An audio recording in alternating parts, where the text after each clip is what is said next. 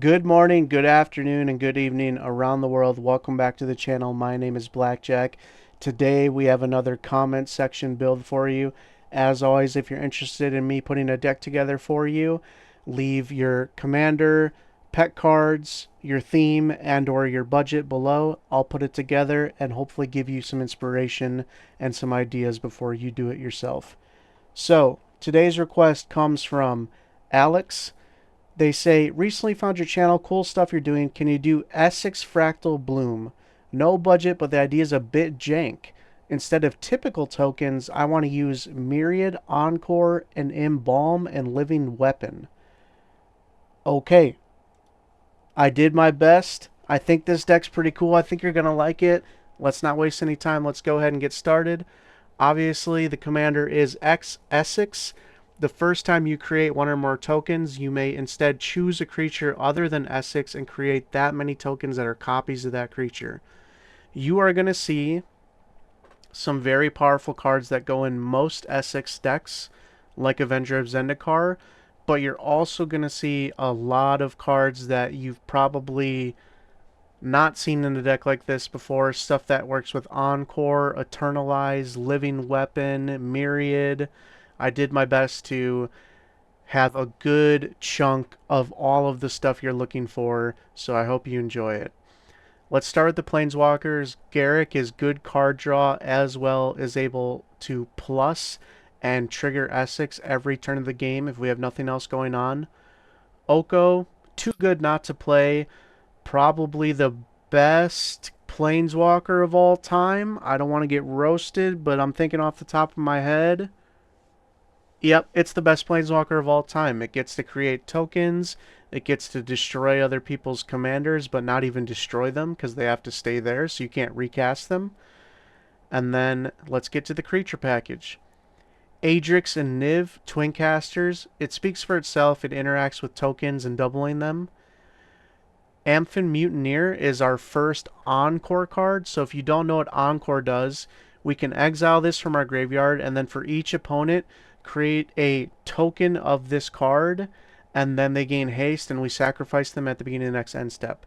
When it enters the battlefield, we get to exile a non-salamander creature and give the opponent a 4/3 blue warrior. There's going to be times where we're going to pay to Encore this, and we are going to make a ton of tokens that we can turn into something else with Essex, or we can just have a bunch of mutineers come in, make a bunch of salamanders, and exile a bunch of commanders.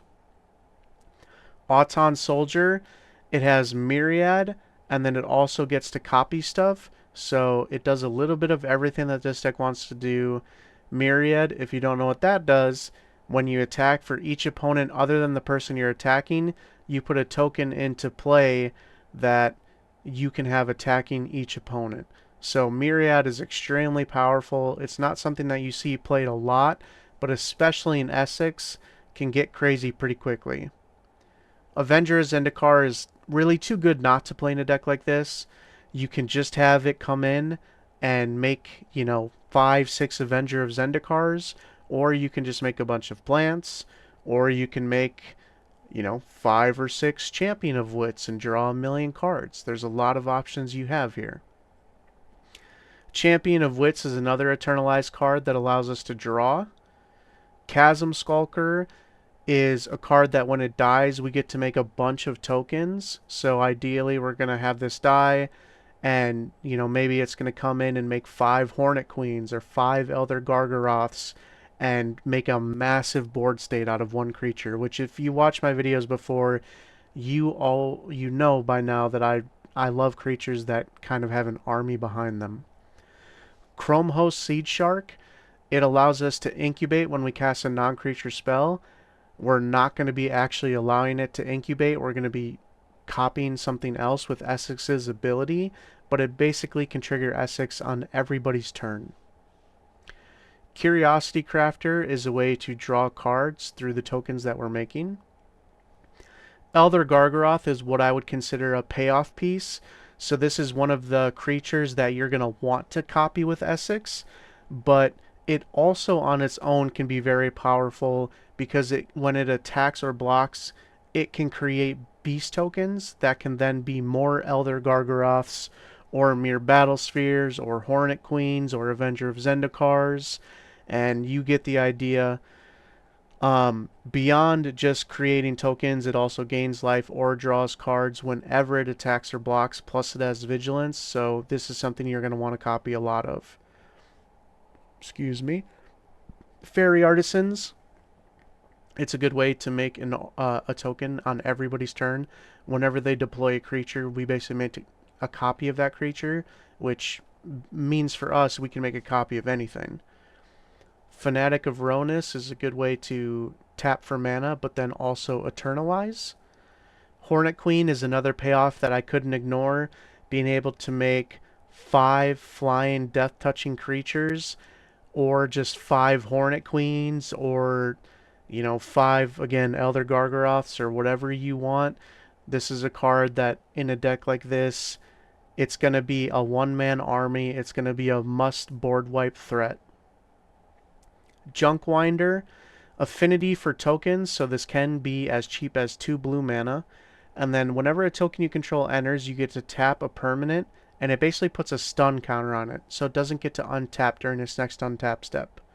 So, if we have this out, and we play Hornet Queen, and we make, let's say we don't even use Essex's ability, and we just make 5 creatures with Hornet Queen, we get to then tap 4 things down because we had 4 tokens enter, and they don't get to untap during the next untap step.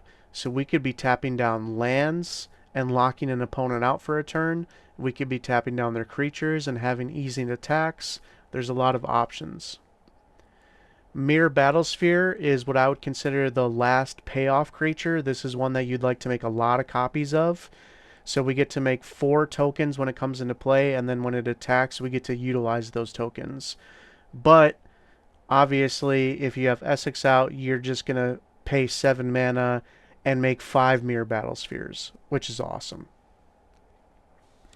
Polygoyf, it has Trample and it has Myriad, so we get to trigger Esix with Myriad, and then it's obviously just a strong creature, so cheap, and it has Myriad, hard not to put in here. Sakura Tribe Elder, the beginning of the ramp that we always talk about in base green decks. Sakura Tribe Elder, Cultivate, Farseek, Kodama's Reach, Nature's Lore, Rampant Growth, 3 Visits, Arcane Signet, Felwar Stone, Soul Rain, 10 up, 10 down, all your base green decks. Put these in here. You're going to have a much more consistent game every time. Scion of Calamity is another Myriad creature.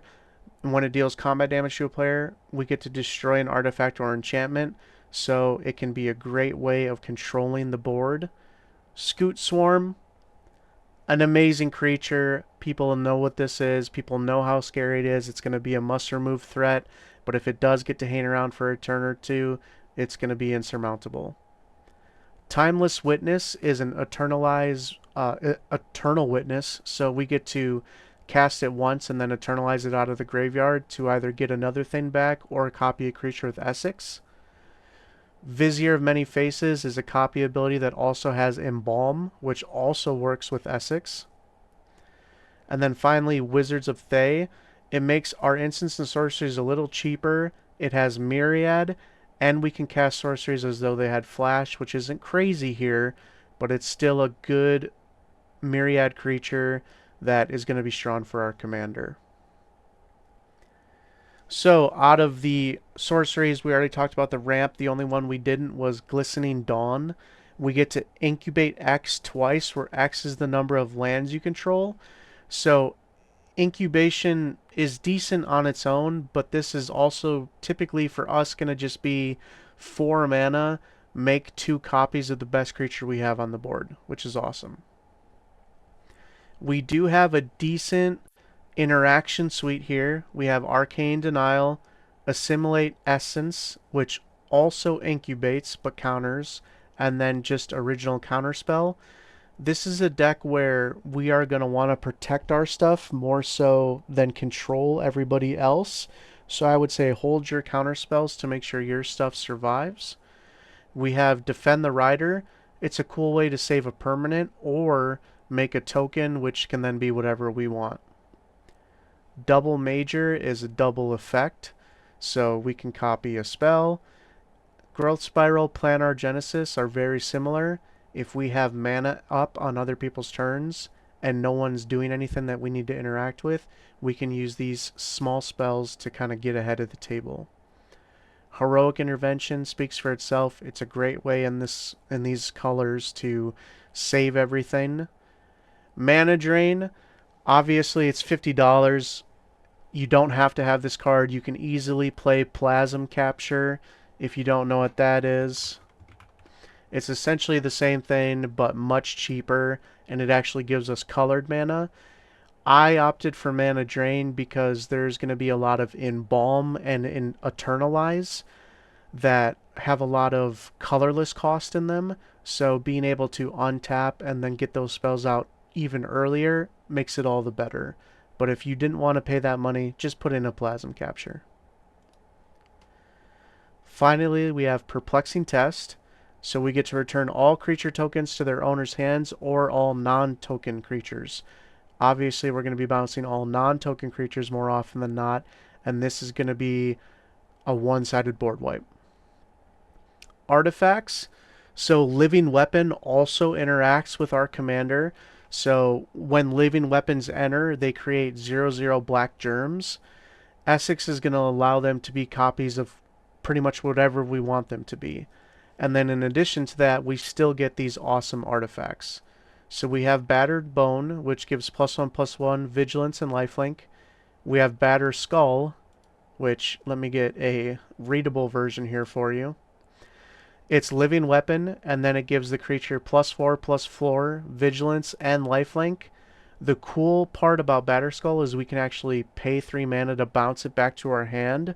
So this is going to be repeatable, copy a creature on the battlefield with our commander, as long as we have the mana to invest. Bitterhorn, Nissa's Animist. So we get to ramp as well as have Living Weapon. It's hard to beat that.